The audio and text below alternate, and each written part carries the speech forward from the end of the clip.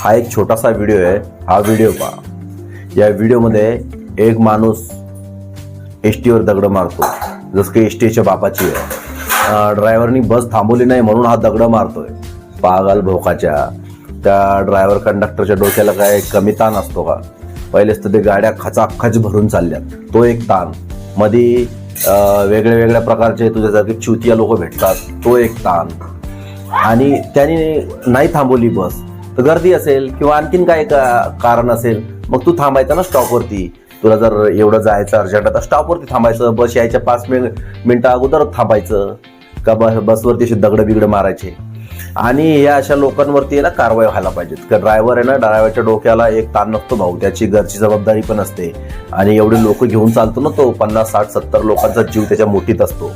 काय त्या सगळ्यांना सुरक्षित त्यांच्या ठिकाणापर्यंत पोहोचण्याचं कर्तव्य ड्रायव्हरचं असतं. आणि तुमच्यासारखी चुतिया लोकांमुळं हे ड्रायव्हर परेशान होत आहेत, समजलं का? नाही थांबवली तर काय झालं रे? दुसऱ्या बस नाही यायचं.